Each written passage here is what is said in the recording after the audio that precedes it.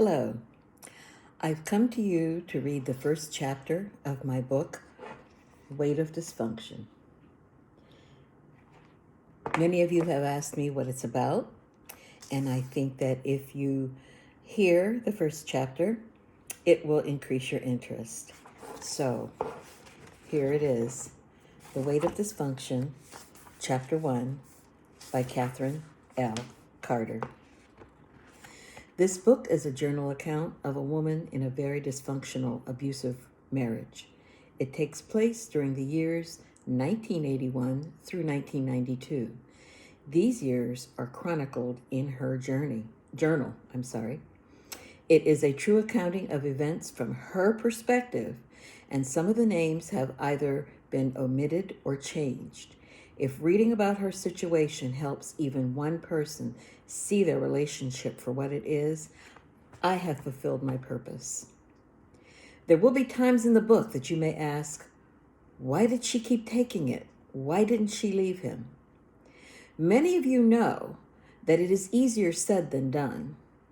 People, for reasons of their own, choose to stay with and make excuses for their abusers. She has been with her abuser since her early teens, and he has been the only man in her life. Naturally, she wants to have a life with him. He was her sun, moon, and stars. She tries hard. She wants to make it work. Reading about what this woman lived through may help someone relate to their own situation and realize the abuse they are going through. So I start here, begins in 1981. November 2nd, 1981. Beginning today, I resolve to put all of my thoughts down in this journal, not daily, but as I feel like it and find necessary. At present, I am feeling anticipation for the holiday season, our first Christmas in our new home. I am extremely excited, and everything would be perfect if it were not for my weight. 214 this morning. I would really love to be 130 again.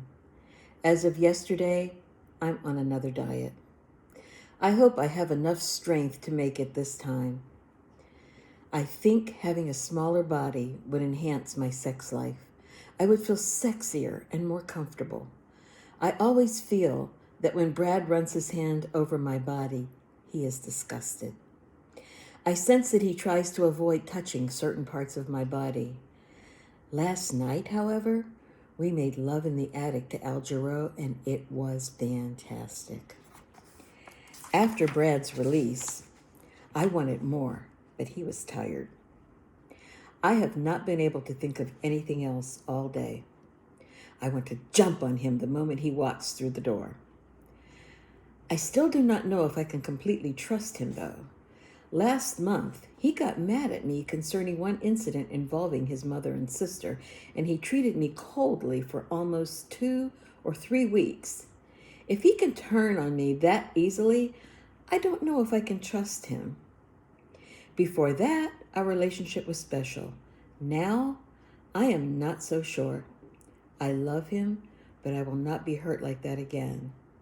His mother and sister are very cold emotionally and are evil people. I have tried extremely hard to have a good relationship with them, but they stab me in the back. At this point, I do not know what to do.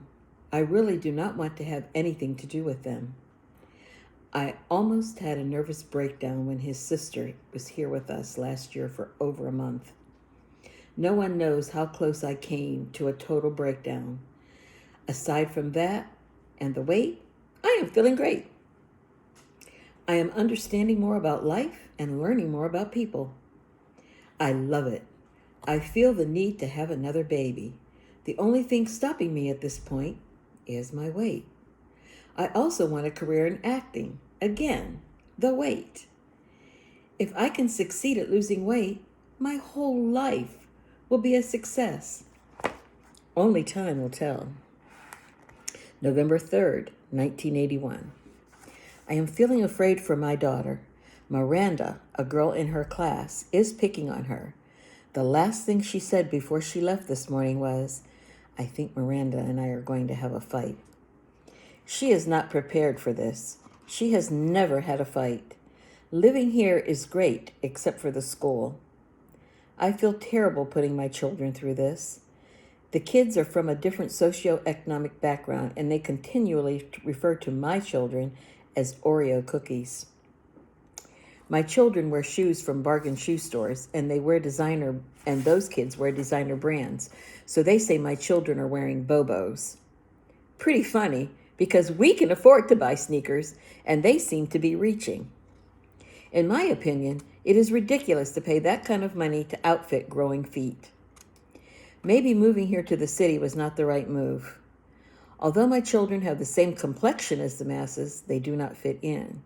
In Brighton, they had a different complexion, but they fit in better than they do here.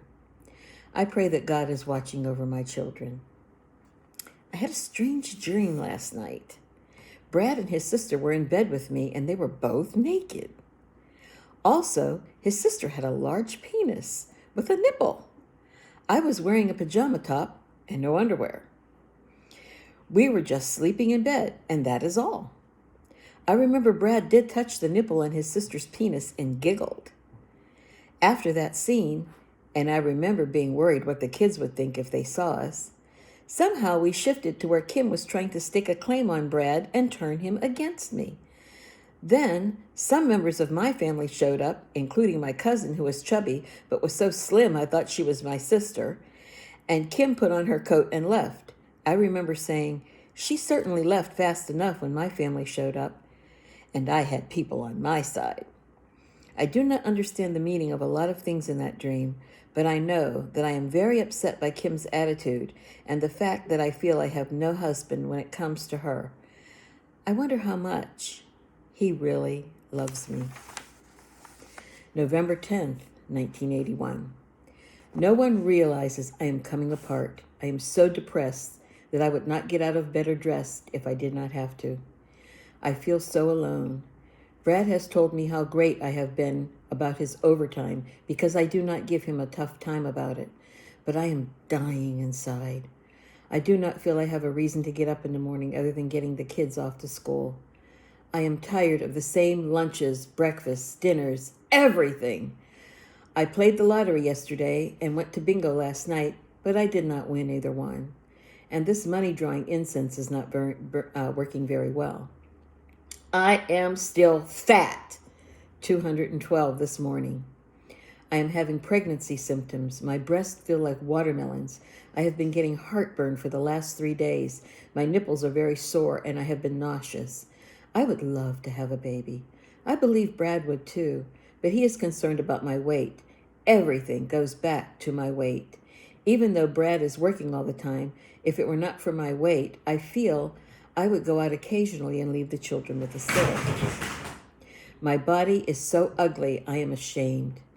Now that the time is drawing nearer and nearer, I have not lost any weight. I do not want to travel anywhere. What am I going to do? I cannot go on hiding like this. I do not want to die, but if I stay this heavy, I feel I will. I have heartburn right now. I really do hope I am pregnant. November 16th, 1981. Well, I got proof positive today that I am not pregnant. My period started. I had a Saxena test done last Friday that was negative, but now I know for sure. I really think I should work on my figure so I can purposefully get pregnant. I was 217 pounds this morning. We are planning a trip out of town next weekend, Thanksgiving, and Brad has not told his family. Yesterday, my sister saw his sister and told her, so I know they dragged me through the mud last night, his mother and sister. I could not stand those two. I used to like them until I woke up and saw that they were two-faced and do not really care about me. I do not trust Brad when it comes to them either. I feel he would betray me and not think twice about it. I wish I felt more confident in him, but I cannot help the feelings I have. They are the most unfeeling, selfish people I have ever met. I used to think that Brad was not like him, but although he is slightly different, I have noticed some of their tendencies in him. I wish I did not love him so much. If I did not, I would not care about any of them. I know I am wasting good energy on them, but I cannot help it. I guess if they had been straight with me, I would have accepted that, but they were deceptive liars. I feel raped. They got private things out of me under the guise of friendship. I feel so cheated. Oh, why did I ever believe in them? One day, I will pay them back for this. I do not know how yet, but I will, and that is a promise. I have been getting obscene phone calls. The people call me by name. I cannot help but believe that it is someone we know. On Saturday, a woman called 4 times telling me to leave her man, Brad, alone, or she was going to come over and kick my ass. Today, the same guy called countless times before, asking me to talk to him until he has his release. Only today, he said Brad told him I would stay on the line with him, and he told me that he already had his wang in his hand. I wish I knew who it was and why they were calling me. I am really beginning to dread the Thanksgiving trip now. I believe we are going to end up staying with Brad's mother, and of course his sister lives there too, so oh boy, that should be fun. I am wondering if once I get in touch with myself, I am going to stay with Brad. He has let me down more than once, and I do not know if I can even fully trust him again. I love him, but I will not tolerate disloyalty. He and I need the help of a marriage counselor, but he will never go for help. I do not know what to do. December 5th, 1981. It has been a while since I have written down my confusing thoughts, and many things have happened. Off the top of my head is the fear that Brad is having an affair. There are a lot of signs that separately mean nothing but together. The shirt he was wearing yesterday has what appears to be makeup on the collar and on the bottom left side just above the belt. He has been taking his comb to work. His general attitude toward me is different. With his schedule at work, this would be a perfect time because all he would have to say is he is going to work, and I would not question him. I am going to come straight out and ask him today. We went out of town for Thanksgiving. I enjoyed being with my family again after so long. We had an exceptionally good day. We did not stay with Brad's mother. She had Kim call and ask us to make other arrangements. I do not know all of the details because Brad never tells me anything, but we ended up staying in a Holiday Inn. I do not think they wanted me there. We did go to visit them, and boy, did they treat me weirdly. His mother kept calling me the names of 2 people at her job that were mindless, and she does not like. She told us. His mother told us to save our teacups, so we left them on the table in the kitchen. When we returned, Brad's was still there, but mine was gone.